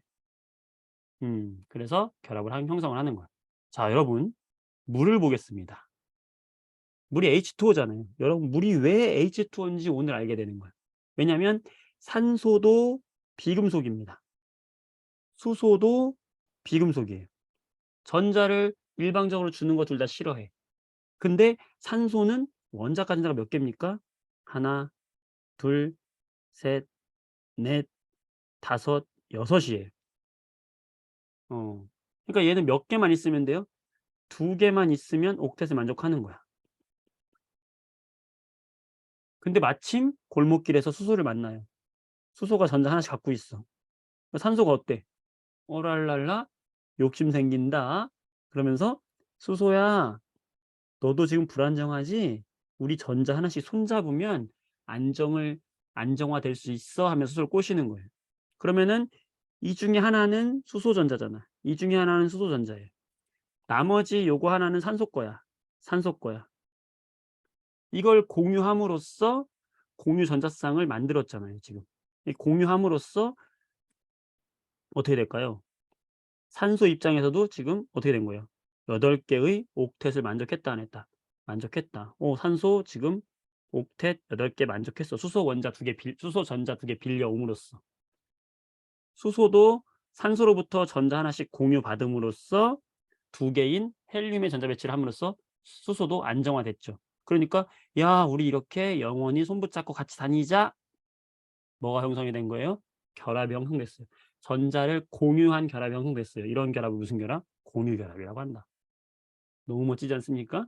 예. 자 이번에는 플루오린과 수소를 한번 예를 들어 볼게요. 수소하고 플루오린은 둘 다 비금속이죠. 주기율표상에서 여러분들이 생각을 해 보면 알 수 있어요. 수소는 여기 1 번이라고 그랬고요. 플루오린은 2 주기에 17 쪽에 여기 플루오린이 있거든요. 비금속이라고 했죠. 그러니까 이 둘은 비금속이거든, 비금속. 음. 수소의 원자 간자 몇 개예요? 예, 1 개예요. 플루오린 원자 간자 몇 개예요? 7 개잖아. 그러니까 플루오린은 몇 개만 있으면 옥텟에 만족합니까? 하나만 있으면 하나만 더 있으면 만족해요. 수소도 몇 개만 더 있으면 하나만 더 있으면 만족해요. 내가 필요한 전자만큼만 내어 주면 되는 거야. 한마디로. 내가 필요한 전자만큼만 내어 주면 된다. 음. 그래서 수소가 나 하나 필요하니까 하나 내 줘야 돼. 필요한 만큼 내 줘야 돼. 플루오린도 하나 필요하니까 하나 내 줘야 돼. 이것끼리 서로 전자를 어떻게 하면 된다? 공유하면 되는 거예요. 그럼 공유하면 어떻게 됩니까? 전자를 이렇게 공유하죠? 공유하면 둘 다 옥텟을 만족을 하는 거죠. 이럴 때 우리가 공유 전자쌍을 한 개 공유했다고 이야기하는 거죠. 전자쌍은 하나죠. 그렇죠? 쌍이니까. 이렇게 전자쌍을 하나 결합을 공유를 하면은 우리는 결합이 하나 이루어졌다 그래서 단일 결합이라고 이야기를 해요. 이해되시죠? 그래서 우리가 수소 플루오린이나 수소를 쓸 때 이렇게 결합선 하나로 표현하기도 해요. 이렇게. 음. 전자쌍을 하나 공유하고 있다는 거예요. 요거 선 하나가 무슨 뜻이냐? 전자쌍이 한 개를 공유하고 있다라는 말과 같은 거예요. 요 말하고 똑같다는 거죠. 네. 이번에는 산소하고 이거 보기 전에 이거부터 해 볼게요. 자. 산소와 산소가 만나려고 합니다. 그러면 산소는 원자 번호 8 번이니까 산소는 원자 번호 8 번이니까 원자 간자가 몇 개냐면은 6 개예요. 왜냐면 안쪽에 2개 있으니까요. 얘도 지금 6 개죠. 그럼 얘는 서로 몇 개만 더 있으면 된다? 옥텟을 만족하려면 2 개만 더 있으면 되고 얘도 2 개만 더 있으면 돼요. 자 어떻게 공유한다고요? 필요한 만큼 공유해야 된다고. 그러면 어떻게 하면 됩니까? 이들이 2 개씩 공유하면 되는 거예요. 일로 와봐 하면서 산소가 내 거 전자 2개 공유할게. 그러면 나머지 4 개는 여기 있겠죠? 오른쪽에 있는 산소는 나도 2개 공유할게. 끝내주죠. 그러면 이들은 어떻게 되는 겁니까? 얘 입장에서도 8 개, 얘 입장에서도 8 개. 옥텟 만족하는 거예요. 그래서 결합이 이루어지는데 이들은 지금 전자쌍을 몇 개를 공유하게 되는 거죠? 2 쌍을. 2 개의 전자쌍을 공유하게 되니까 우리가 이런 공유 결합을 이중 결합이라고 이야기하는 거예요. 같은 원리로 이산화탄소를 한번 형성해 볼 텐데요. CO2라고 하는 거 우리가 이산화탄소인 거 알고 있었잖아. 이걸 어떻게 결합하느냐? 탄소는 원자 번호가 6 번이에요. 그러면 첫 번째 껍질에 2 개가 있고 원자가 전자는 몇 개입니까? 하나, 둘, 셋, 네 개죠. 그럼 탄소는 전자 몇 개 더 필요해요? 네 개 더 필요하죠. 산소는 좀 아까 봤다시피 8 번이기 때문에 산소는 8 번이에요. 그럼 원자과 전자가 6 개죠. 얘도 몇 개 필요해요? 2개 필요하단 말이에요. 그럼 어떻게 하면 된다? 내가 필요한 전자만큼 공유하면 된다. 산소는 왼쪽의 산소에다가 2 개를 공유하고 오른쪽에 있는 산소와 2 개를 공유하면 탄소 입장에선 4 개를 공유하는 거죠. 그러면 어떻게 됩니까? 오른쪽에 있는 그림처럼 이렇게 2개, 2개 공유하면서 두 쌍의 전자쌍을 서로 공유하게 되죠. 그럼 가운데 탄소가 있고 양옆에 산소가 있는데 이때 결합을 두 쌍을 했으니까 우리는 이런 걸 뭐라고 하냐면 이중결합이다라고 이야기해요. 단일 결합이 있었고 지금은 이중결합. 그래서 두 개의 결합을 한 번에 형성하는 것이 바로 이산화탄소고요. 이때 여기가 이렇게 결합한 전자쌍을 우리는 아까 무슨 전자쌍이라고 했어요? 공유 전자쌍이라고 했죠. 이산화탄소에는 그러니까 전체 공유 전자쌍은 몇 개가 있다라고 말하는 겁니까? 하나, 둘, 셋, 네 개. 공유 전자쌍은 4 개가 있다고 말하는 거고요. 그다음에 원자과 전자 중에서 공유하지 않은 애들을 2 개씩 짝을 지어 주세요. 이렇게. 산소 왼쪽에 있는 산소가 2 개가 짝을 지어지겠죠. 오른쪽에 있는 애도 공유하지 않는 애가 2 쌍 있죠. 요런 애들, 요 파란색으로 표시한 요런 애들을 뭐라고 하냐면 공유하지 않고 남은 전자쌍이다. 그래서 얘를 뭐라고 하냐면 비공유 전자쌍이다라고 해요. 이건 공유 결합에만 있는 거예요. 이온 결합은 없고 공유 결합을 할 때 공유한 전자쌍이 몇 개냐? 공유하지 않고 가지고 있는 원자과 전자의 쌍, 비공유 전자쌍 몇 개냐? 자, 여기서 이산화탄소에서는 비공유 전자쌍 몇 개냐면 4 개라고 하는 거죠. 이해되실까요? 네. 그럼 아까 플루오린이나 수소를 한번 예를 들어 볼까요? H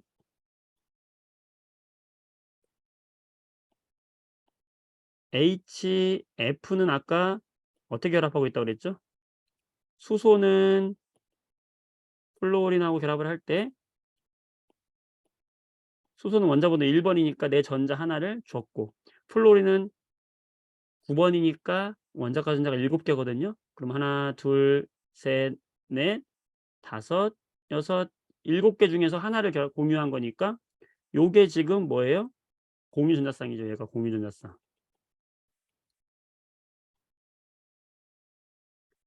플루오린이나 수소에는 공유 전자쌍이 몇 개예요? 1개 있는 거예요. 전자쌍이니까. 그리고 플루오린이나 수소에는 비공유 전자쌍이 몇 개 있냐라고 물어본다면 남아 있는 원자과 전자의 쌍을 지어줘라. 수소 쪽에는 없죠. 하나, 플루오린에 2 개, 3 개가 바로 비공유 전자쌍이 되는 거예요. 여기. 이해되시죠? 되시죠? 자, H2O 볼까요? H2O. H2O 요거까지 한번 봅시다. 기억하시죠? 자, H2O는 산소가 가운데 있었고 수소가 양옆에 이렇게 붙어 있었죠? 이때 수소의 전자 하나, 수소의 전자 하나. 그다음에 산소가 원자과 전자가 6 개인데 그중에 2 개. 나머지 4 개가 공유하지 않은 거죠. 원자과 전자만 보는 거예요. 자, 이때 물에서는 H2O에서는 공유 전자쌍이 몇 개라고 하면 되죠? 그렇지. 하나, 2 개가 되는 거고요. 비공유 전자쌍은 몇 개라고 해야 되죠? 수소에는 없고 산소에만 하나, 2개 있는 거죠. 할 수 있겠어요? 자, 요런 거 찾을 수 있어야 됩니다. 그러니까 우리가 이걸 하려면은 뭘 기본으로 할 줄 알아야 될까요? 바로 이들이 갖고 있는 원자과 전자가 몇 개인지 알 수 있어야 되는 거죠. 네, 좋습니다. 자, 선생님 그러면 삼중결합도 있습니까? 삼중결합도 있어요. 예를 들어서 질소와 질소 간의 결합 N2 자, N2는 질소와 질소 간의 결합이에요. 이 질소는 원자 번호가 7번이거든요. 7번이면은 질소가 7번이면은 첫 번째 껍질에 전자 2개, 두 번째 껍질에 전자 몇 개 있어야 돼요? 하나, 둘, 셋, 넷, 5개 있어야 되겠죠. 그럼 5개 있으면 얘는 몇 개를 더 받아야 옥텟에 만족한다? 3개가 더 필요하다. 3개가 더 필요하다는 건 3개를 공유해야 된다는 거죠. 욕심 부리면 안 돼. 내가 필요한 만큼 공유해야 돼. 그러니까 왼쪽에 있는 질소는 5개 중에서 3개를 공유해야 되고, 오른쪽에 있는 질소 역시 5개 중에서 3개를 공유 결합에 참여시켜야지만 옥텟을 만족하는 거죠. 그러면 얘는 공유 전자쌍이 몇 개입니까? 공유 전자쌍이, 그렇지, 3개가 되는 거고, 비공유 전자쌍이 2개가 되는 거죠. 그러니까 3개니까 얘는 이런 걸 뭐라고 하냐? 삼중결합이라고 하는 거야. 어, 신기하죠? 다 이유가 있다. 옥텟 때문에 지금 다 이런 일이 벌어지고 있는 거 아니에요?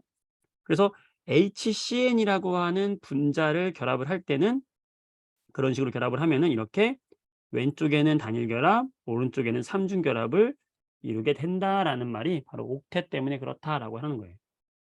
되시겠죠?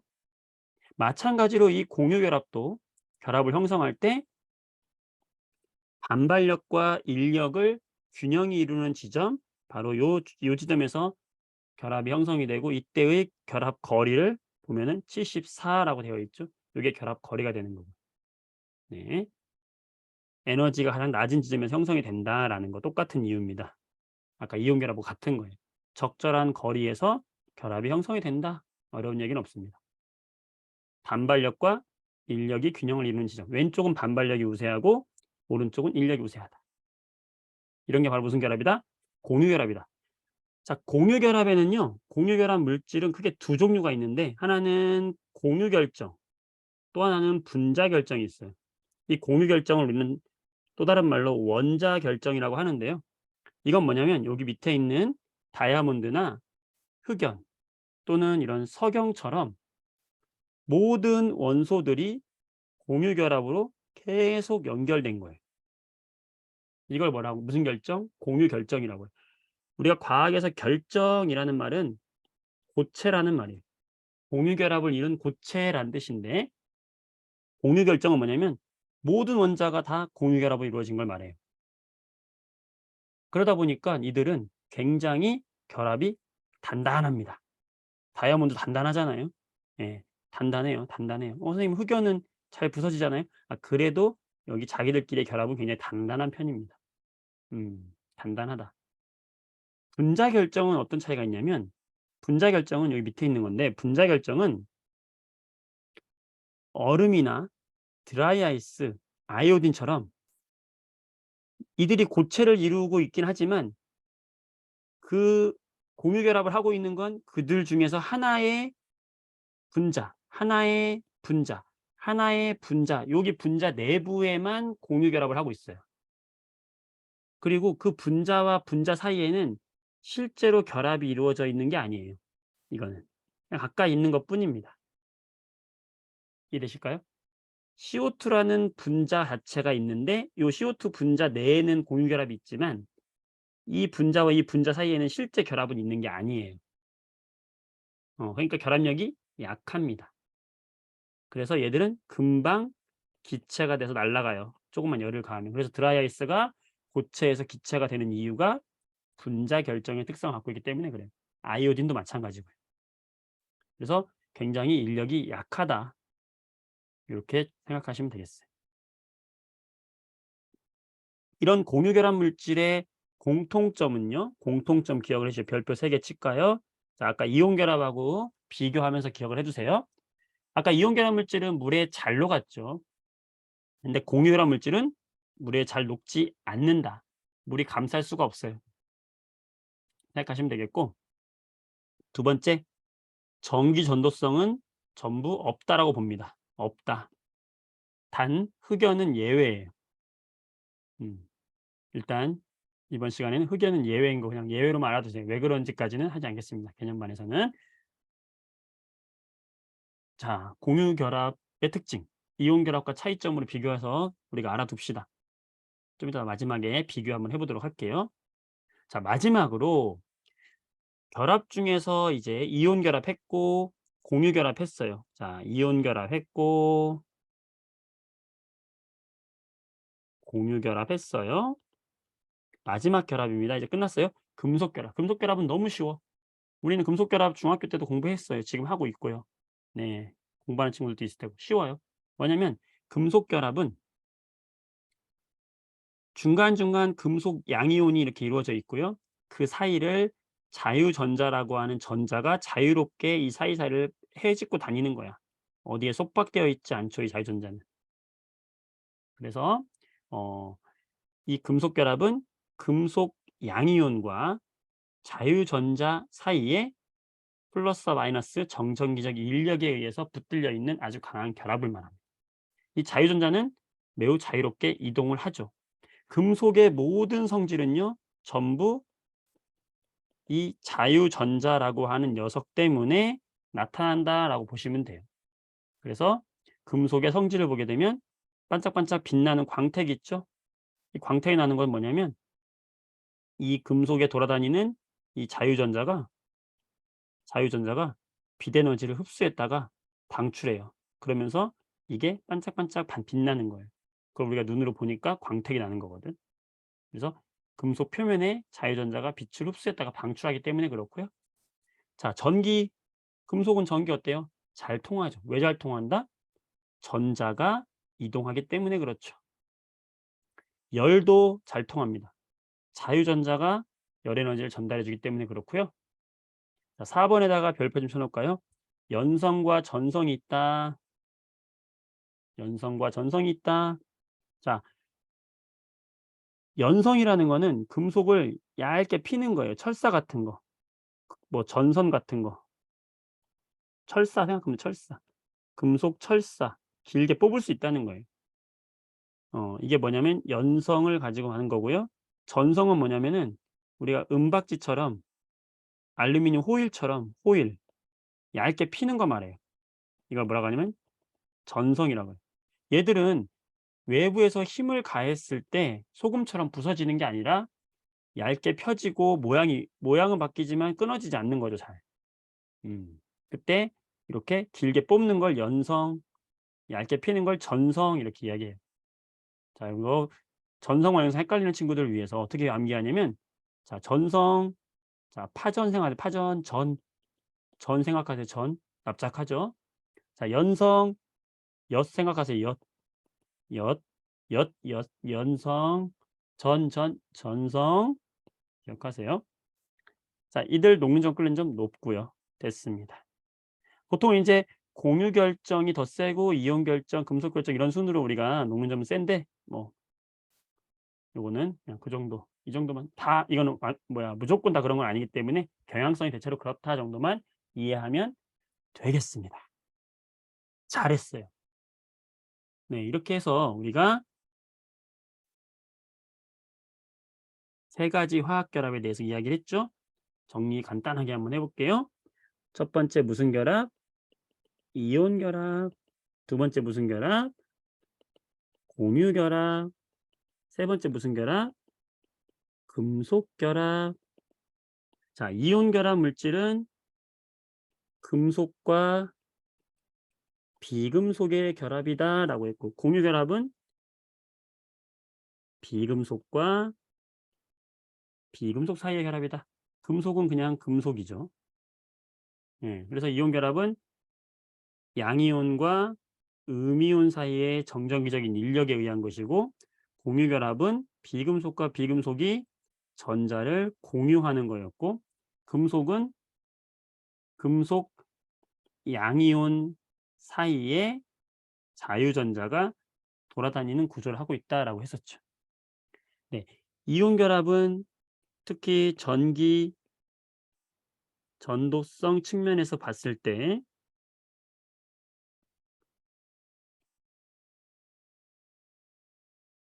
전기 전도성 측면에서 봤을 때 이온 결합은 고체와 액체와 수용액을 비교했을 때 이온 결합 물질은 고체에서는 안 통하는데 액체와 수용해서 통한다. 공유 결합 물질은 다 안 통한다. 금속 물질은 전부 통한다. 고체, 액체 다 통한다 생각하시면 되겠죠. 이런 특징이 있었고, 공유 결합 물질은 우리가 크게 두 개 있었죠. 공유 결정이 있었고 분자 결정이 있었죠. 둘 중에서 결합력이 센 것은 공유 결정이다. 공유 결정은 이렇게 공유 결합이 무수하게 이렇게 다 연결된 것이었고, 분자 결정은 자기들끼리는 분자지만 이 분자 사이에서는 실제 결합은 아니다라고 했어요. 결합력이 약하다. 예. 요 정도. 차이점을 비교하자면 요 정도 비교하면 되겠습니다. 네. 좋습니다. 문제 풀어보도록 할게요. 따라란. 4번 문제를 풀어볼 텐데요. 내용 뭐 많은 걸 했지만 뭐 다 할 수는 없고, 나머지 혼자 한번 공부 한번 해보시고요. 다른 부교재 참고해서 한번 보도록 하세요. 자, NaCl 이름 우리가 중학교 2학년 1단원에서 이온식 이름 할 때 했던 거니까 한번 떠올려 보면서 합시다. NaCl 우리가 어떻게 읽죠? 뒤에 붙어 있는 거죠? 염화 나트륨. 염화 나트륨. 양이온은 Na+, 음이온은 누구예요? Cl-. 자, 탄산 나트륨을 써봐라. 그러면 탄산 이온을 뭐예요? CO3 2-가 탄산이에요. 나트륨은요? Na+. 그럼 양이온은 Na+, 음이온은 CO3 2-. 자, 그러면 Na는 1+고 CO3는 2-니까 나트륨 몇 개 필요해요? 2개 필요하죠. 그럼 둘이 만나면 나트륨은 2개 필요합니다. Na2. CO3는 하나 필요합니다. 그래서 Na2CO3. KI는요. 뒤에부터 읽으면 아이오딘화 칼륨이죠. 자, 양이온은 앞에부터 쓰는 거죠. 앞에 있는 게 양이온이에요. K. 음이온은 I. 자, CuSO4 Cu2 플러스 SO4 2-. 자, 2 플러스 2-니까 1대1로 만나면 되죠. 그래서 CuSO4고요. 이름은 뒤에부터 읽는 거죠. 황산 구리. 자, 수산화 마그네슘. 자, 수산화는 OH-. 마그네슘은요. Mg2 플러스. 그러면 마그네슘 하나 만날 때 OH는 몇 개 필요하다? 2개 필요하다. 1대2로 만나야 되네. 그러면 Mg 하나에 OH가 2개인데 가로를 쳐줘야 구분이 되겠죠. MgOH2. 자, K2O는 왜 K2O냐? K 플러스와 O의 2-니까 K가 2개 있어야지 된다. 2대1로 만나야 된다는 거죠. 자, 이름은요. 뒤에부터 읽어주는 거죠. 산화 칼륨 이렇게 되는 거죠. 네, 이렇게 쓰는 방법 공부 한번 해보시고요. 자, 5번 볼게요. A3 플러스와 B2-가 결합한 화합물의 화학식을 써보세요. 네, 둘이 만나서 전기적으로 0이 돼야 돼. 그러면 3 플러스가 몇 개 있으면 A는 3 플러스니까 이런 게 2개, B는 이런 게 3개 있으면 되겠죠. 그러면 A가 2개, B가 3개 만나면 되겠죠. A2, B3 양이온을 먼저 써주고 음이온을 뒤에 써주는 거죠. 네, 이렇게 하시면 되겠고요. 자, 7번 보겠습니다. 이온 결합 물질의 녹는 점을 비교해라. 자, 주기율표 위에다가 선생님이 써줄 테니까 여러분 그냥 풀어보세요. 자, 이들의 위치를 선생님 써줄게요. 여기 1주기, 2주기, 3주기, 4주기. 1쪽, 2쪽 쭉 가서 16쪽, 17쪽, 18쪽. 자, 여기에서 나트륨은 여기 있는 거고요. 마그네슘은 그 옆에 있고요. 염소는 여기 17쪽에 있고요. 칼슘은 여기 있고요. 칼륨은 여기 있습니다. 산소는 여기 있습니다. 네. 자, 이걸 참고해서 비교하는데 우리가 이온 결합 물질의 인력, 정전기적의 인력에 영향을 주는 건 두 가지라고 그랬죠? 굉장히 중요하다 그랬어요.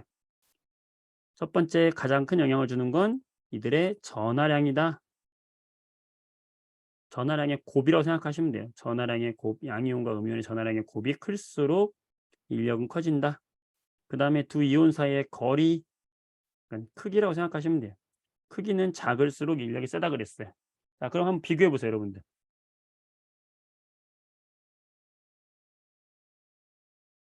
한번 여러분들이 풀어보세요. 자, 2분 드리겠습니다.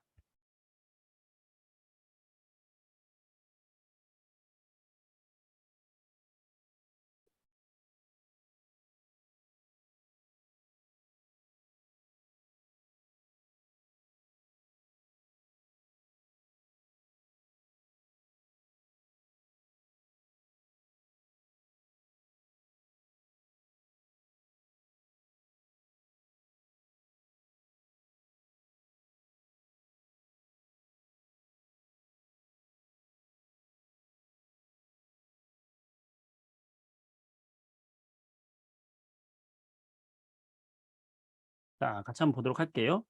우선은 전하량을 볼까요? 나트륨 1 플러스 염소 1 마이너스죠. 마그네슘 2 플러스 산소 2 마이너스죠. 자, 칼륨 1 플러스 염소 1 마이너스고 칼슘 2 플러스 산소 2 마이너스네. 자, 그럼 일단 1등을 겨루는 건 누구랑 누가 겨뤄야 될까요? 일단 전하량의 곱이 큰 애들을 겨뤄야 되겠지? 자, 그러면 MgO와 CaO를 비교할 때 우선은 산소는 크기가 똑같을 거 아니에요? 근데 Mg하고 CA를 비교하면 Mg가 좀 작고 CA는 더 크겠다. 그죠? 껍질이 하나 더 많잖아. 그죠? 그러니까 CA는 더 커. Mg는 좀 작아. 이렇게 한번 그려보면 눈에 딱 들어오잖아. 그죠? 그러면 거리가 짧은 게 결합력이 세다. 아, 결합력이 제일 센 놈은 누구다? 우선은 MgO가 결합력이 더 세다. 녹는 점이 높겠죠. 누구보다? CaO보다. 자, 이제 3, 4등 가릴 차례. 3, 4위전. NaCl과 KCl 둘 중에 3, 4등이 가려지겠죠? 자, NaCl과 KCl을 비교하면 Cl의 크기는 똑같을 테고 나트륨은 지금 여기 있고 칼륨은 지금 여기 있네요. 칼륨이 더 크네. 그렇죠? 칼륨이 더 커요. Na는 조그매. 자, 그러면 결합력은 NaCl이 더 세겠죠? 따라서 NaCl 제일 약한 건 누구니까? KCl. 아, 요렇게 되겠다. 어때요? 너무 재밌죠? 네. 나만 재밌어요? 재밌기 바랍니다. 자, 이온 결합에서 특히 요건 수능에서 한 번도 빠지지 않고 나오는 문제 중에 하나예요. 굉장히 잘 나오는 문제입니다. 내신도 마찬가지고요. 자, 그다음에 10번 보겠습니다. 10번 한번 풀어볼까요? 물 분자가 형성되는 과정이다. 자, 물 분자는 이온 결합일까요? 공유 결합일까요? 그렇지. 공유 결합이죠. 이들은 전자를 공유한다 그랬죠? 지금 그림이 나와 있죠? 이렇게 전자를 공유합니다. 전자를 공유합니다. 이 공유한 전자의 이름은 무슨 전자쌍? 그렇지. 공유 전자쌍이다. 자, 지금 전자쌍 하나 공유했으니까 여긴 단일 결합이 되겠죠. 이렇게 공유 전자쌍 몇 개입니까? 지금 2개. 자, 그다음에 여기 결합하지 않은 전자쌍을 무슨 전자쌍이라고 한다고 그랬어요? 비공유 전자쌍이라고 한다고 그랬죠?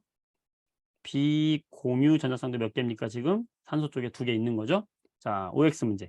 물 분자에서 공유 전자쌍. 자, 물 분자입니다. 물 분자면 물 분자 전체를 보는 거죠. 전체에서 공유 전자쌍은 2개다. 그렇죠. 여기 하나, 2개. 맞다. 자, 물 분자에서 비공유 전자쌍은 3개다. 노노. 몇 개예요? 1개, 2개죠. 너무 쉽잖아. 산소 원자에서, 자, 산소 원자, 가운데 산소 원자, 수소 원자로 전자가 이동하여 물 분자를 형성한다. 마치 보면 맞는 것 같잖아. 자, 근데 이동한 게 아니죠. 산소는 수소한테 그렇게 전자를 다 줄 정도로 마음이 좋은 애가 아니야. 어떻게? 손잡은 거죠. 공유한 거죠. 공유한 거니까 이동한 게 아니다. 공유 결합이니까. 이온 결합이라면 이온 결합이라면 이 말이 맞는 말이지만 공유 결합은 양보하지 않아요. 둘 다 손잡자. 나는 절대 너한테 일방적으로 주진 않을 거야. 그렇겠죠. 자, 3번 문제 봅시다. 다음 장에 3번 문제가 있는데요. 그림은 어떤 원소 A와 B의 전자 배치를 나타낸 것이다. 자, 이들이 어떤 화합물을 만들 거야. 그러면 화학식은 어떻게 되겠니? 자, 어떻게 될까요? A는 지금 핵에 있는 전화량이 플러스 12인 걸로 봐서 몇 번이에요? 12번인 거예요. 그럼 우리 딱 이거 주기율표 아는 사람은 딱 떠오르겠지. 마그네슘이네? 떠오르면 되게 좋은 거예요. 아직 안 떠올라도 돼. 마그네슘이. 원자 간자 몇 개죠? 그림에 잘 나와 있어요. 2개예요. 그럼 얘는 전자를 몇 개 잃어버릴까? 2개 잃어버려서 양이온이 되려고 하는 애들이야. 금속 원소죠. 얘는 2개니까 3개 이하면 금속이라고 보시면 돼요. 금속이네. B는요? 원자과 전자가 3개, 4개, 5개, 6개, 7개. 나는 전자 하나만 받으면 좋은 애야. 17번 염소거든요. 얘가 염소. 그러니까 염소는 1-를 선호하는 애죠. 그럼 마그네슘이 전자 몇 개 던져? 전자 나눠요. 드림합니다. 2개 던질 거 아니야. 그럼 염소는 전자 하나만 필요하잖아. 그럼 염소가 친구 데려오지. 친구 데려왔어요. 얘도 하나 주세요. 이러는 거잖아. 너도 하나 먹어. 저도 하나 주세요. 이럴 거 아니야. 그쵸? 그러면 어떤 화합물이 형성이 돼요? Mg 하나에 Cl 2개가 결합하는 거지. 그래서 2 플러스짜리와 1 마이너스짜리가 만나면은 1 마이너스짜리가 2개 필요하고 MgCl2라고 만나는 거죠. 이게 A고 B니까 AB2가 되겠지. 이렇게. 이온 결합 화합물을 화학식을 찾는 문제입니다. 하실 수 있겠어요? 재밌지 않습니까? 너무 재밌죠? 자, 그다음 4번. 응? 여러분이 조금 힘들어하려나? 양이온과 음이온 사이의 거리에 따른 에너지 변화다. 가로축은 거리, 세로축은 에너지. 자, 파란색은 반발력에 의한 에너지 변화. 반발력은 가까워질수록 반발력이 커진다. 인력은 가까워질수록 인력이 커진다. 선생님 인력이 커지는데 왜 에너지가 적어져요? 인력의 입장에서는 커지는 건데 인력에 의해서 안정화되니까 에너지가 낮아지는 거예요. 자, 둘이 균형을 이루는 게 빨간색이죠. 자, 그때 결합은 어디서 이루어지죠? 바로 이 B 지점에서 결합이 이루어진다고 했었죠.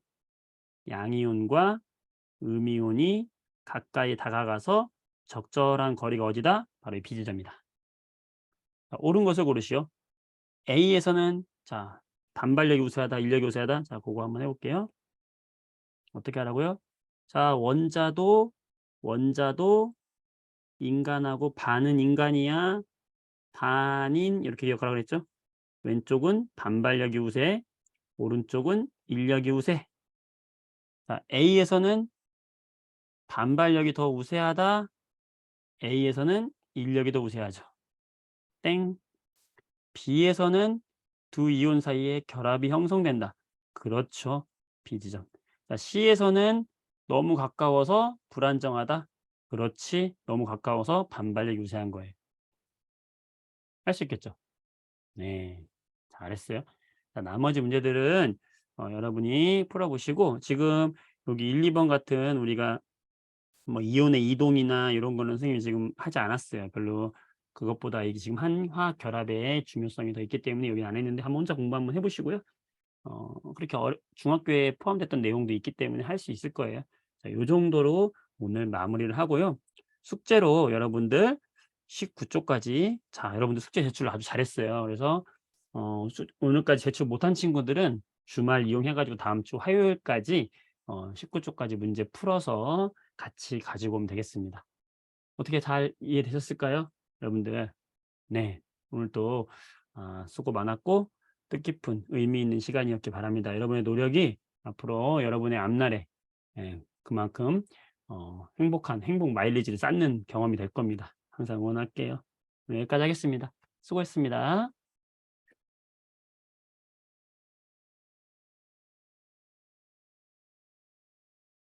모두 수고했어요. 네. 네. 아이고 감사합니다. 이해가 잘 되니까 고맙네요. 네. 수고했습니다. 네.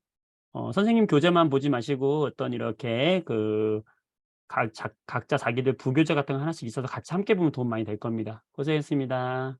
네. 수고했어요. 안녕히 가세요. 고맙습니다. 네. 재밌었다니까 다행이에요. 고맙습니다. 안녕히 가세요.